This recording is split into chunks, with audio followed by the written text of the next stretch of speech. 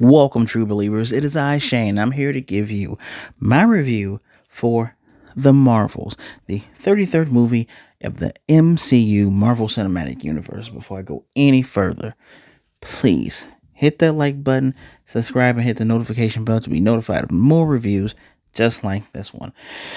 I promise your support means a lot, and you are definitely helping me here. So, oh man.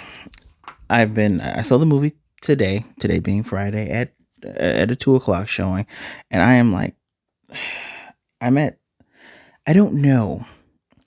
I just been thinking about this review. I've had to think about the last few reviews I've done for Marvel movies, right? I didn't realize we were already in phase five. Phase five started in 2023. Did not realize that. Thought we were still in phase four. That's my bad.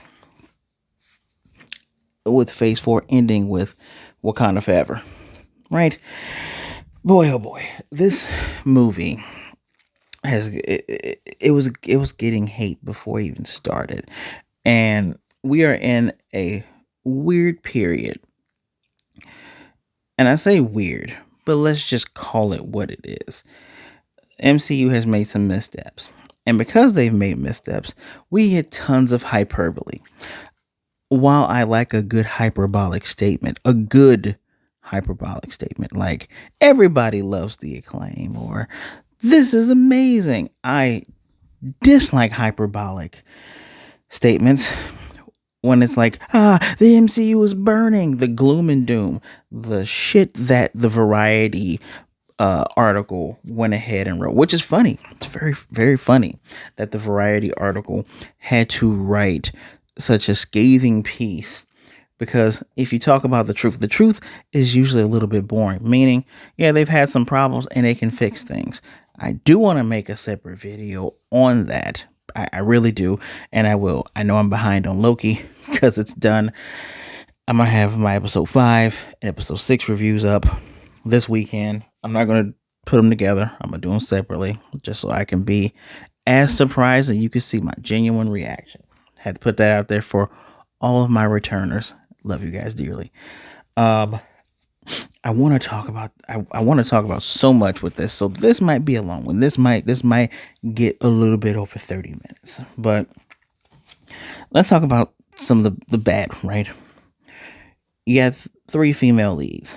This isn't Captain Marvel 2, even though Captain Marvel 1 got $1 billion. And yes, I've had separate conversations with folks where it's like, it doesn't matter if it got $1 billion. You still know bad is bad and boring is boring. I enjoyed Captain Marvel, even if we go, well, of course everybody went to see it and you enjoyed it because it's right before Endgame. Be that as it may, if you go back and watch it now, certainly isn't one of the worst movies. I give that to Iron Man 3. Hell, I give that to every Thor movie but Ragnarok. I went there. Even though this is me, I enjoyed Thor 2. I enjoyed Mr. Deathstroke, aka the Ninth Doctor, being Malekith, the Dark Elf. But let's not, and this is what's frustrating me. And I mentioned Variety coming to this movie's defense, saying a lot of people coming down hard on it is part of comic book fatigue or MCU fatigue. Because I don't know if you can call it comic book fatigue, because everybody and their mom loves to have a how do I say this without being an ass? Everyone kind of does this when it comes to the boys. It's like, oh, the boys? Oh, yeah, that's great. I was going to say that for Invincible, but for some reason, there's not a ton of fanfare for this second season. So I'm not huge on gore. I'm not that big on it. I will watch some things like that, your Sonny Chiba Street Fighter movies and stuff like that, but not a big fan of it, right? Not my, I think the most I've ever watched of something like that is The Walking Dead, because it is The Walking Dead. But I digress. This movie's getting a ton of hate anyway because of 3 female leads, one of them being a black woman, the other one being a young Pakistani woman. Brie Larson being technically your main lead because People don't like what she says. Everyone says Brie Larson's an a-hole. First of all, if you don't agree with someone's activism, that's fine. But can we, especially my fellas out there, can we get out of the habit of telling people they need to smile more? There's tons of people out here who don't smile, especially for pictures. And some of you all just think you look cool. Who gives a shit, really? And you want to blame people for how their characters are, which is interesting because we look at Brie Larson in the first Captain Marvel movie. This is a character whose world was just turned upside down, so she's not really going to be all that touchy-feely. Hell, the Carol Danvers, and I am a Carol Danvers fan. I remember, this is my old man, I remember when Carol Danvers was Miss Marvel. Yes, and then that's kind of how I see her. Enjoy that old Miss Marvel costume, but she's Captain Marvel. I support characters I like, but the character has had several personality changes based on who's writing her. Her single comic runs, they keep getting canceled for some reason. They do have decent characterization of her. Matter of fact, the tip top of hating Carol was Civil War 2. Not gonna get into that, but yeah, that was the tippy top. Carol comes off cold and an a-hole. She's a military woman. If you've known the things that Carol has gone through comics wise, you understand it. Her characterization within Endgame was different because she wasn't there all the time, but you could just feel like her personality was kind of creeping out a bit. And here it's way better, but I'm still trying to address some of the issues here, and I'm already 7 minutes in here. Another issue that we have on top of the hate, and not just the incel hate, not just the MCU fatigue, or the comic book fatigue. It is our director, or their director, the director, which I just want to make sure I get her name right. I don't like saying, oh, I can't.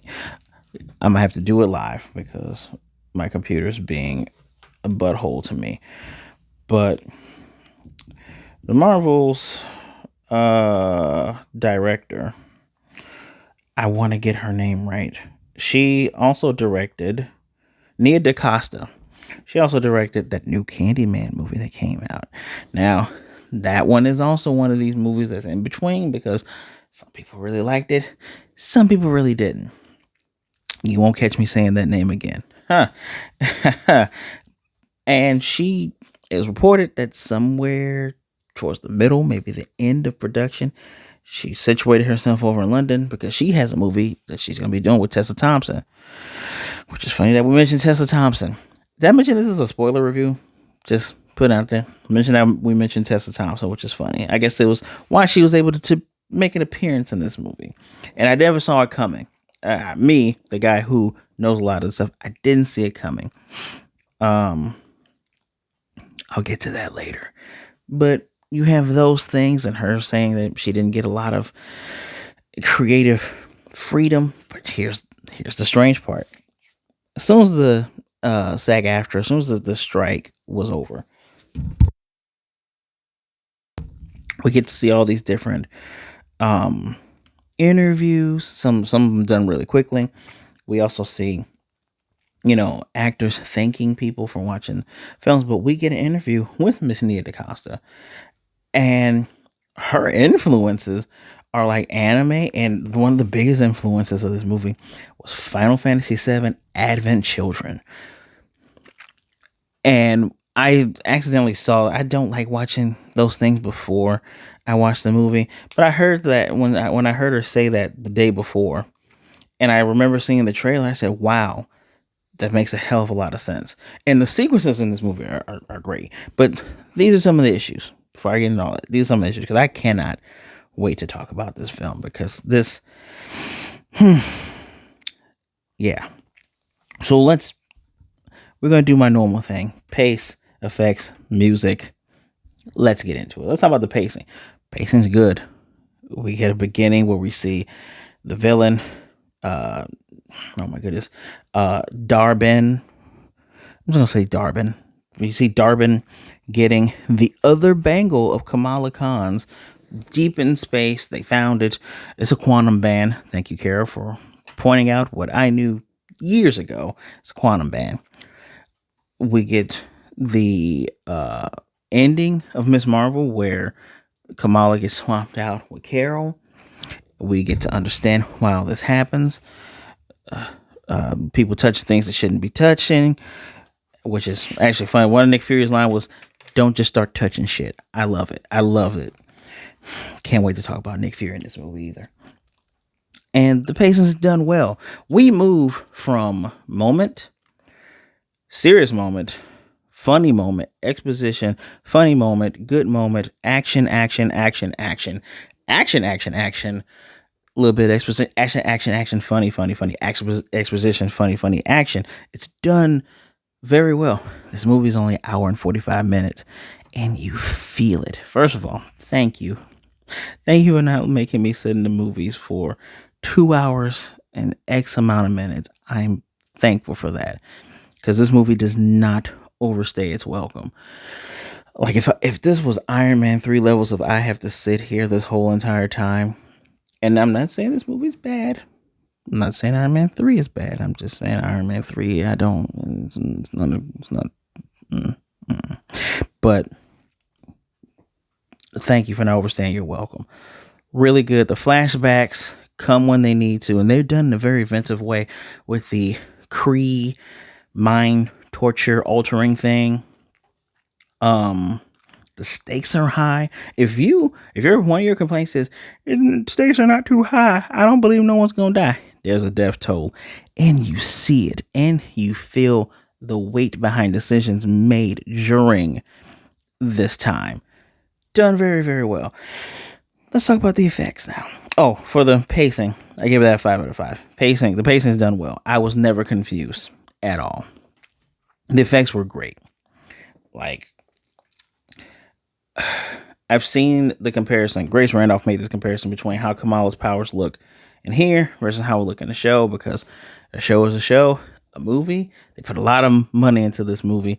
I don't think they're gonna make it back, but they put a lot of money into this movie, and her powers look great.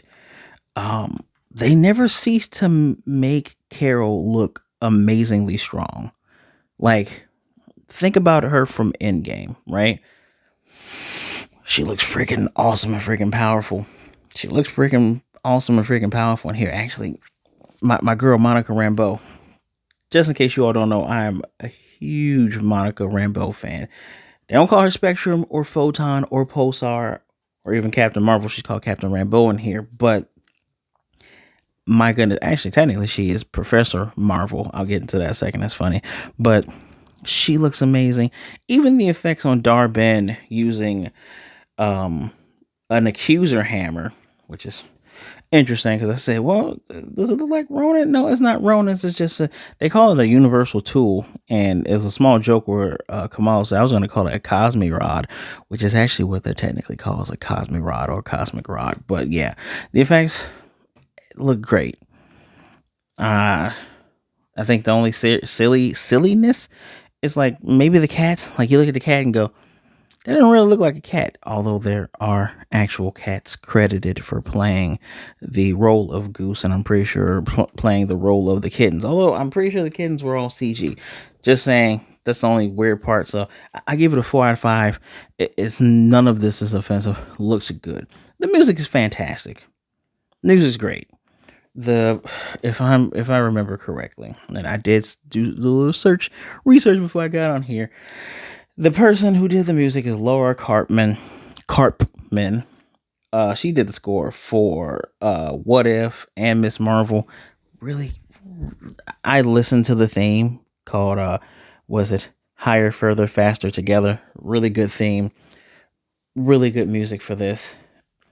We do get chimes of a certain 20th Century Fox movies in there, but I'm gonna talk about those ending scenes in a minute, because you guys know Kamala's a mutant, right? She's a mutant. Just in case you didn't know, she's a mutant. News is great. We do get Intergalactic by the Beastie Boys. Not a huge Beastie Boys fan. This song would fit well in here because what was it, the fight scene they were doing that this song played? or was it the? I feel like it was the montage where they were learning how to control the swapping. I didn't mention the swapping, but I'll get to that. Um, that song also played. I want to say it played in Miss Marvel, and it played in the original Captain Marvel movie. They played Intergalactic a few times. No Sleep to Brooklyn was in Guardians of the Galaxy 3. So they like the Beastie Boys in here, but Intergalactic, I'm sure this will be the third time this song is played. I'm gonna go back to effects real quick. Music's 5 out of 5. Go to effects for a second. The swapping. It may have seemed odd on the trailers. That final trailer was really good. I remember when that final trailer came out, I just said this actually looks like a decent movie. Based on the trailer alone, it looks like a decent movie. So the swapping was done great. Didn't seem cheap.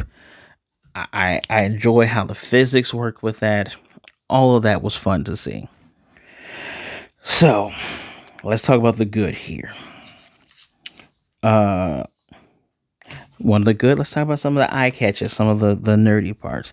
So there's a part when Carol does take the accuser hammer, and the Empire, the Marvel Empire storyline. She does have an accuser hammer, and she does use it. There's a hero click that has it. I wish I don't feel like digging it out of my box, but it's from a comic book thing. Can't call it iconic, but it's from a comic book thing. So that's done very well. When they are all not Alderaan, but Aldra, and they get new suits. Monica's suit has the original suit for Monica Rambeau had these like I don't want to call them flaps, but it's like drapes almost like fabric. Now, of course, she rips them off. We don't ever get to see them from the front, but I love that it's a nod, and we're gonna go okay. But yeah, we're gonna keep this modern, which is interesting that her suit is technically it looks like the suit that all the people on Saber, it's not called Sword anymore, it's called Saber. All the people on Saber wear, which makes sense because she works there. She is there. Another good part, the chemistry between these three women. Mwah. That is one of the things that I realize has kind of been missing from some of the MCU at the moment. So let me go back, if you will. Let's go back into Phase 4. We'll go into the last. We'll go to the last four movies, right? Last four movies being, in order: Spider-Man: No Way Home, Doctor Strange and the Multiverse of Madness, Thor: Love and Thunder, Black Panther: Wakanda Forever. So, in Wakanda Forever, fantastic movie. We get to see characters that we've met already several times interact. That's great. Thor: Love and Thunder, we see that as well, and it's fun, but it doesn't save that movie from the problems it has. In Multiverse of Madness, we have old relationships, but they they're the same characters, but not the same characters, right? So this is a different instance where the chemistry is there, but the relationships are different. So we're kind of learning something for the first time that probably won't show up again. And then, of course, for No Way Home, we are building up from the relationship between Peter and Strange, Peter, MJ, and is his name Genki? His name's not Genki. Ned. There we go. And Ned, fake Genki. We're building up from that, from the last 3 movies, 4 movies, 5 movies, or whatever. Very understandable that helps very much. For some reason, the Spider-Men do well. This movie, this is one of the highlights. You kind of feel that if they were able to go on some type of press tour with these 3 ladies, you would be like, man, these guys kind of really get along well together. I would love to see these ladies in this movie now. Great job. Even when Kamala is kind of off-putting with her fangirliness, you feel that like you feel big sister vibes from Monica and Carol, which carry over very well, and it's like everyone's learning because of how do I put this? Because of how adept Kamala is with all this hero stuff, learning it. It's comics, but it's real, right? She's able to offer something.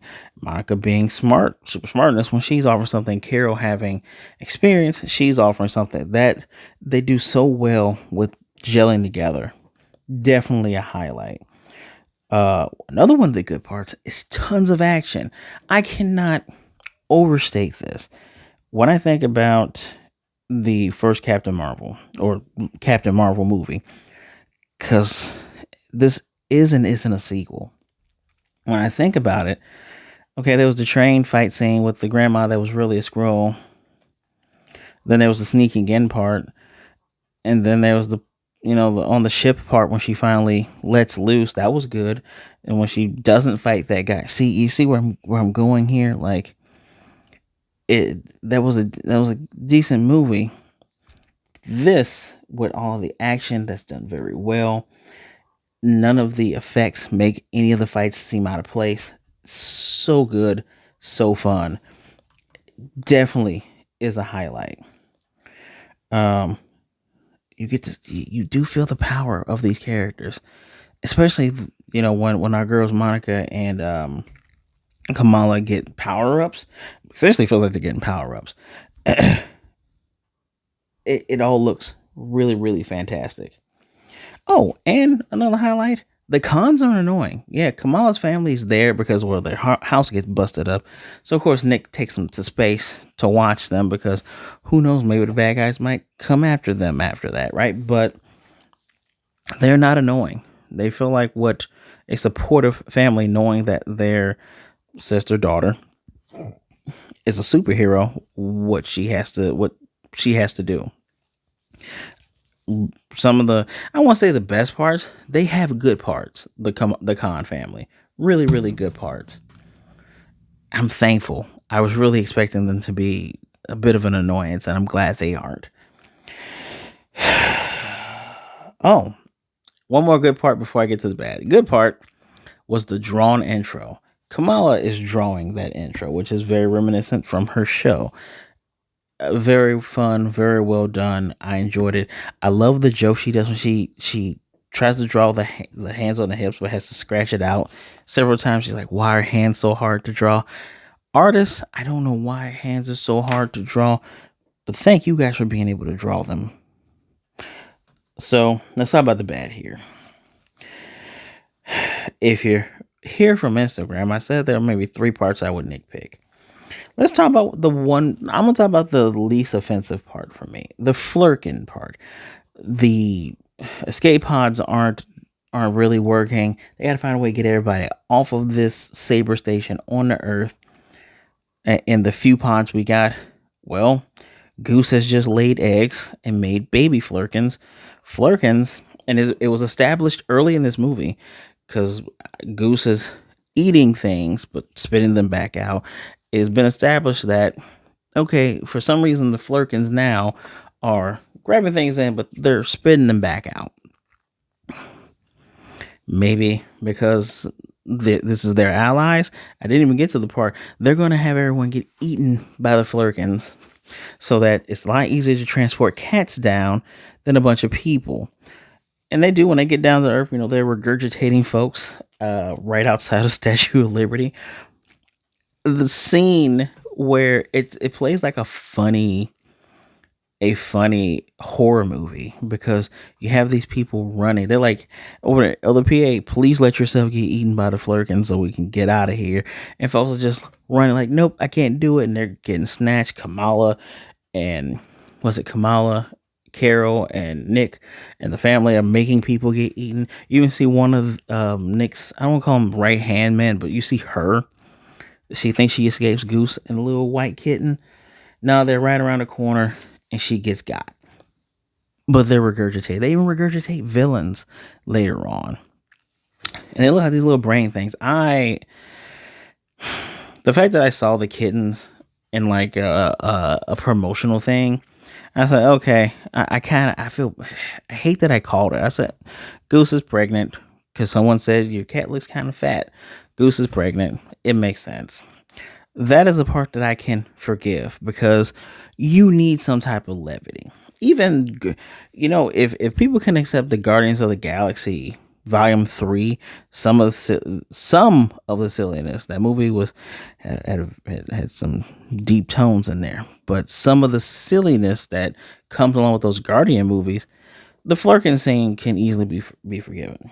What made me physically, I hate to use the word cringe, but I cringed was when I got to Aldra, and the way these people communicate is singing.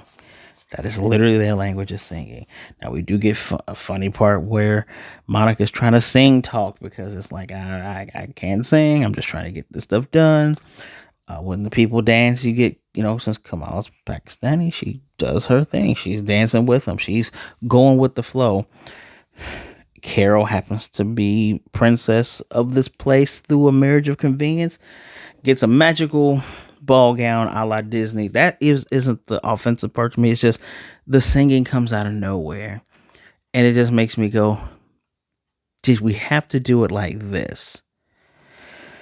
Not saying that the first guy that introduces them when they get in the home, he sang very well. But I don't know. Is there something about this? It didn't take me out. It just made me go, okay, can we hurry this along? When she finally talks to the prince, who is bilingual, meaning he can speak without singing, that's where I went, thank goodness. I don't think I will be able to take more scenes of just the sing talking. And I like musical theater. This comes out of nowhere. Now, some people, I talked to a couple people coming out of theater. Some people really liked it. That's one of the few things that just I could have done without that. We could have chosen a different gag, especially if we were doing the flirting part later. And flirting part is acceptable. My third and final issue is Dar-Benn, and I will talk about Dar-Benn later, but Dar-Benn is a C tier villain. Look Dar-Benn up in the comics. This is a race and a gender swap. Dar-Benn is technically a pink Kree who, from the data that I pulled up, appeared in Silver Surfer issue number 53 in 1991, working with other Krees to make a mechanical surfer so that they can kill a guy who has a weird name. They can place the blame on the Skrulls, but he ends up getting killed by Deathbird. Deathbird is actually a good character. This character is C tier. I applaud you all for going, let's open up the closet. Who do we got? Just like they got Brad Wolf for Loki. Just like we got oh God, what's the other obscure characters that we get for these damn series? Got Arnim Zola for Captain America stuff. Didn't really care about Arnim Zola. Yeah, Baron Strucker. Baron Strucker is a key Captain America villain, but the funny part is they barely used him, especially in Age of Ultron. He got his ass kicked quickly, right? So, we get these characters like your Struckers, your Zolas, I actually like Ghost, but I hate to call it Ghost in the MCU. Ghost in the comics was an Iron Man villain, B tier Iron Man villain at best. So let's go with Ghost. You get your Ghost, even though I like Ghost, I gotta be honest. And then you have Dar-Benn.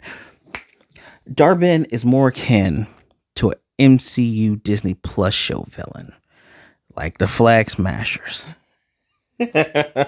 Oh man, like this Flag Smasher. Don't really care.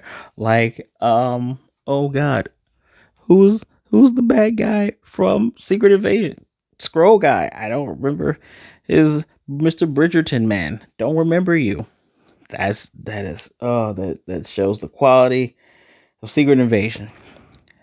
Dar-Benn is of that level, and it's funny because they probably would have had a villain of that level. Period. I mean, who's the villain in Black Widow movie? Couldn't tell you who that guy was. Don't know his name. Just know head of Red Room man. They ruined Taskmaster though. Don't even get me started on that. When it comes to bad MCU villains, you have C tier villains like Flag Smashers and whoever the hell the guy is from Secret Invasion. I couldn't even remember his name if you told me it. You have them and the chick that impersonated Rhodey. You have them, C tier villains who no one cares about. Then you have the villains that people do care about, like Taskmaster, Modoc's. Still won't forgive you for Modoc. Taskmaster and Modoc. I'm not saying they're A plus, but these are decent villains that you just go, no one cares about Taskmaster. We're gonna change it to a character that's beyond recognition. You get your two villains there. Hell, I can compare Dar-Benn to Yellow Jacket. I compare Dar-Benn to Egghead. Egghead was the father of Ghost in the MCU, and Egghead is a main Ant-Man villain. So, again, he goes into the pile of villains you should care about. We're going to crush him and throw in the trash. And then you get, like, Darren whatever, who's Yellow Jacket, and then becomes MODOK. But Yellow Jacket, throw him away. We don't care. Could have just made that Hank Pym's new identity, like it is sometimes in the comics. This is the issue with the villains. I could care less that this character died. The character dies knowing, willing to sacrifice her life for her people. I give you that. You're lawful evil for my D&D people, right? I'll give you that. That's fine. That ain't even what I'm mad at. I don't even care that you put it on and you said, yeah, I'm gonna do the thing. Oh no, I died. Her death scene was great, but I'll get into more about the character. I'm being hard on this character because I really feel like we could have revived Ronan the Accuser, a known MCU, and by MCU I mean Marvel comic, a known Marvel comic universe character villain, and just been like, hey, here's Ronan. Somehow that Power Stone didn't kill him. They revived him. And he's like, yeah, quantum thing. That's why we're going to get this one instead. F Thanos. F the Annihilator. That's what they call Carol. I'll get to that in a minute.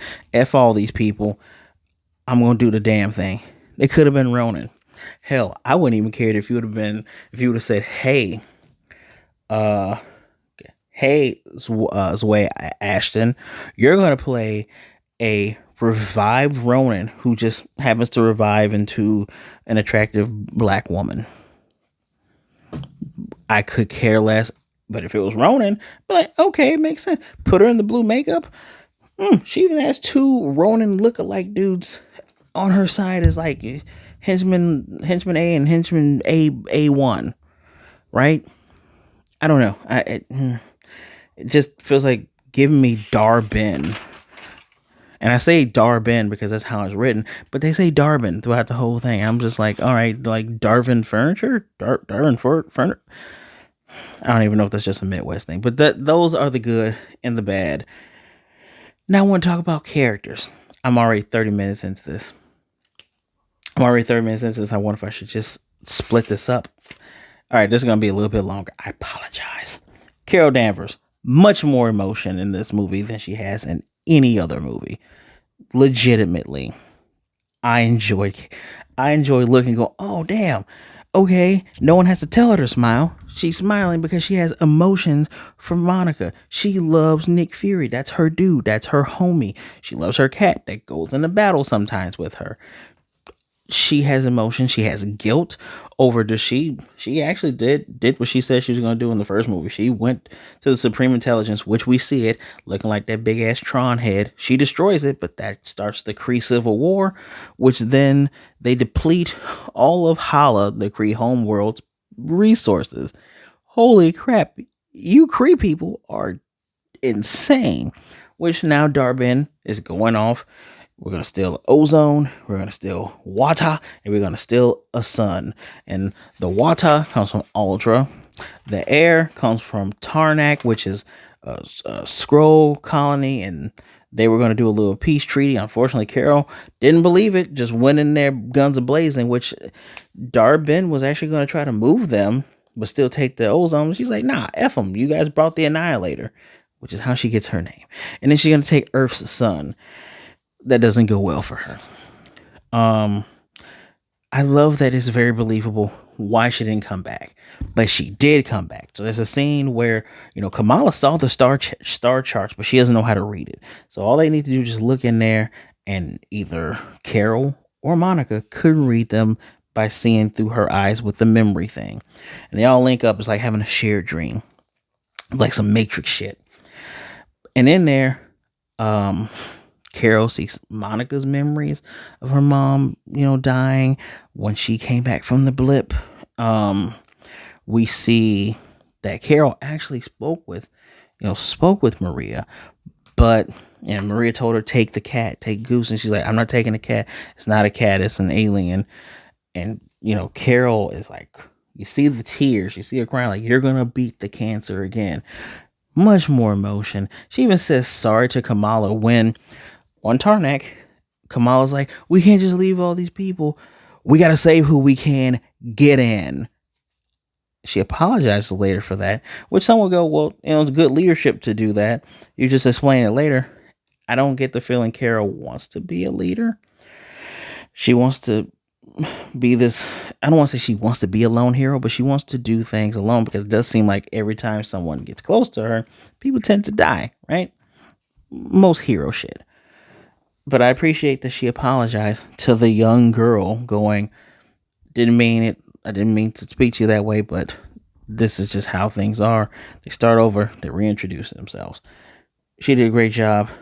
She was seen, like Brie Larson did fantastic. Brie Larson, if you're watching this and you made it up to this 36 minute where I'm talking about you, great job.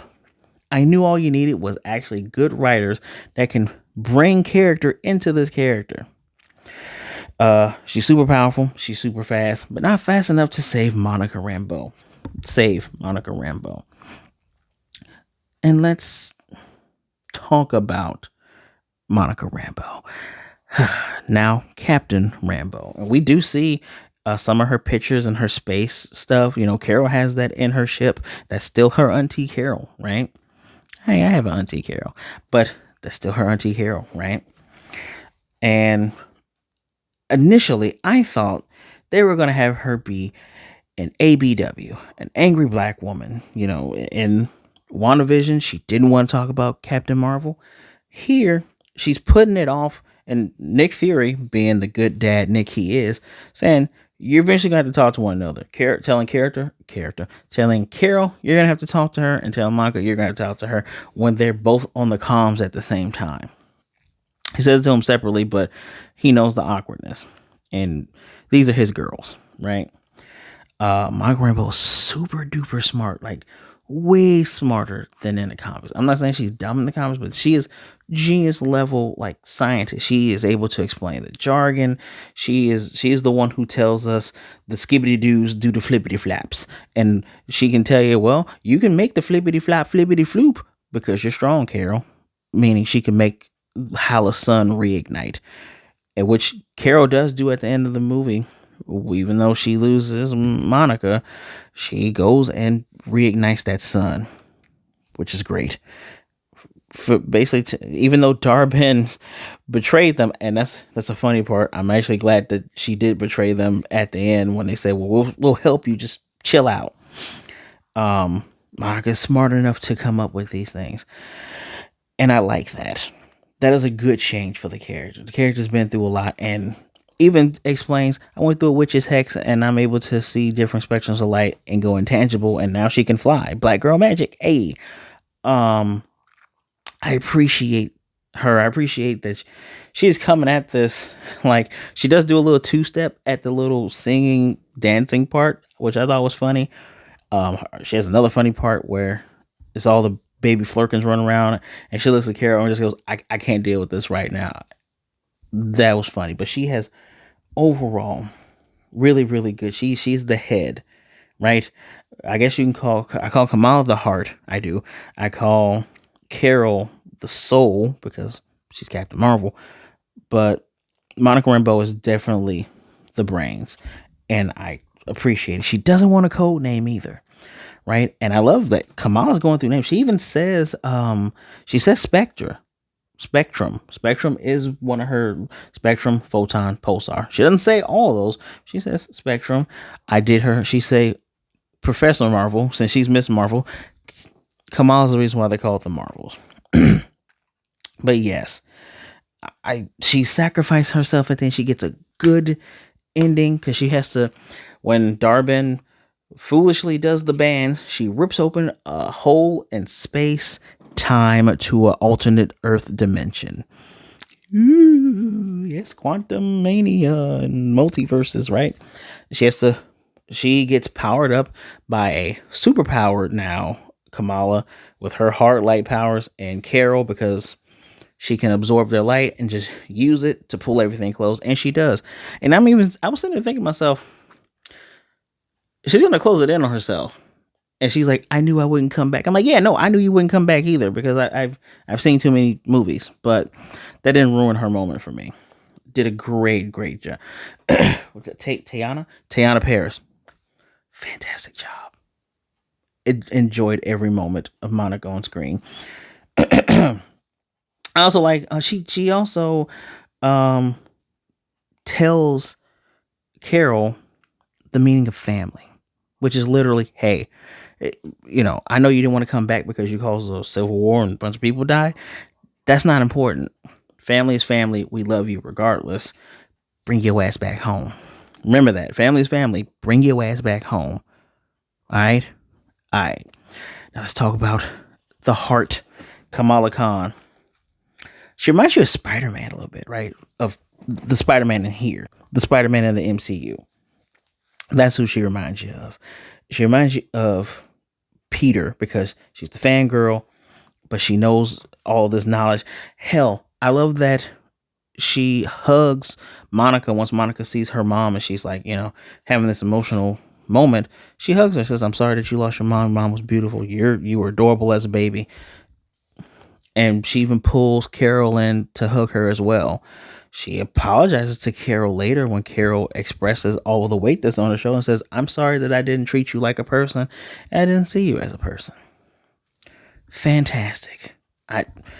She went from her show and she had a growth. She gets both bangles. She explained where this stuff comes from. She's able to come up with ideas and plans. She doesn't know how to execute them, but she has ideas for this team. Twinsies moment, which was cute. I thoroughly enjoy Kamala Khan, 125%. Comes with the power up. I already mentioned that. Both bangles, great moment. Saber. Okay, I'm gonna fast forward through some of this real quick. Nick Fury was Nick Fury. Big Dick Nick was back. Not that Secret Invasion shit. Nick Fury was back. Full effect, full force. Loved it. He had funny moments when Kamala's brother's praying as they're crashing down. He's like, are you praying? He's like, I didn't tell you stop. Shoot, I want all the help we can get. Love that. What was another fun? Don't just go touching shit. Black girl magic. When they're doing the switch fighting in the very beginning and Kamala like throws him the gun, man, Nick Fury he got a body count in the movie too. He's like, boing. You're like, I'm Nick Fury. Nick Fury, bitch. Oh, and him being the devil. Remember, Nick Fury, super spy, speaks tons of languages. So when Kamala mom tells her that if she hurts you or gets you killed, I'm going to take her to hell. Or she also, she said, I'm going to kill her. No, her dad says, they are taking me to hell. I am in hell. And Nick goes, well, man, if he's in hell, does that make me the devil? Funny. Great moments. Tons of moments. Him and Carol going crazy for the kittens. Like Carol going kitties was hilarious and adorable. And Nick loving the flirkins, even though they're the reason for his eye being gone. I still have a slight problem with that, but great job. I already mentioned the cons. The cons were perfect. It's a good supportive family. Loved them to death. Dar-Benn. I give Dar-Benn credit because Dar-Benn had motivation. Dar-Benn had reason. And Dar-Benn executed. I appreciate the fact that, when Dar-Benn got stabbed in the side during their final fight, that very Final Fantasy Advent Children-esque fight, I appreciate that she didn't go, haha, yeah, we're going to solve this with hugs. No, she threatened Kamala, took the bangle and killed herself because she's dumb. I appreciate that the villain stayed villainous. Still wish it was Ronan, but I appreciate the villain staying a villain. I mentioned most of my issues earlier. She was there when Carol, the Annihilator, destroyed everything. Carol looked like a damn monster. Just they couldn't stop her, and I appreciate that. Now, let's talk about this before the after the main title. No, before the main title sequence. Kamala pulls a Nick Fury from 2008. Remember when Nick told Iron Man from the shadows, "I'm putting together a team." She does that to Haley Steinfeld, Kate Bishop. She says, "Did you know Ant-Man has a daughter too?" Who are they going to get for this secret for the young Avengers? Because she says, "I'm putting together young superheroes," even though Kate Bishop is 23. Doesn't matter. Who else are they going to get? I mean, at this moment, Patriot's not really a hero. Wanda doesn't have her kids. So, as far as we know, there's Kate Bishop, Stature, Kamala. That's 3 kids. I mean, technically, should be 18, 19, 20. So I don't think he's going to count. Maybe he could count. Who knows? When I do my video talking about all of the MCU, I'll be able to come up with something. You know, Kid Loki's not coming, though. No way he's coming. So I am interested in who would be on this team. Yelena's not going to be either because she's a grown woman as well. So yeah, that was very fun. Now, let's talk about the meat. I don't know why people aren't excited for this. And I should have been able to tell something was going on because of X-Men Instagram. Monica wakes up. She sees her mom. She's happy. She's like, "I missed you," hugging her. But that's not really her mom because someone walks in and it sounds a lot like Fraser Crane. And we see the big blue lovable beast himself, Beast, Kelsey Grammer, reprising his role as Beast. White lab coat, CGI face so that you get more movement and it doesn't look weird. And her mom, remember, Maria Rambeau, we've seen her as Captain Marvel in the universe that Wanda wrecked. She has on a red and white outfit. That means she's binary. Quick comic book history. When Carol Danvers had her powers and psyche absorbed by Rogue, she was able to tap into the super Saiyan force that she has, more so than anything else, turning her into binary. She became a member of the X-Men. I fast forwarded through here because I know this is getting long. But yes, that red and white outfit's so comics accurate, even if it's on Maria Rambeau. Fantastic. I love it. I lost my shit when I heard Kelsey Grammer. I love it. So she's on whatever universe this is in the next Marvel movie that comes out. By my count here, July 26, 2024 is Deadpool 3. Unfortunately, Marvel had to move all their dates back because of reshooting. Kevin Feige ain't playing with y'all. He's going to get the best damn universe ever, and he's done playing around. So, instead of it coming out in May, it's coming out in... Oh, I'm sorry, July 26th. It's coming out in July. One movie for 2024. No way this movie is not going to do well. So, I've spoken about the cynicism behind this movie, cynicism behind the MCU, my feelings on it, my thoughts on it. What is my rating for this movie before my camera goes out? This movie is not above average. This movie is not dog shit, okay? Again, we have Thor movies. Thor movies, guys. I place out of... We're only 3 movies in for Phase 5. Quantumanium, Guardians of the Galaxy 3, and this. This is obviously the last on the totem pole. But if we go back to Phase 4, this is above Love and...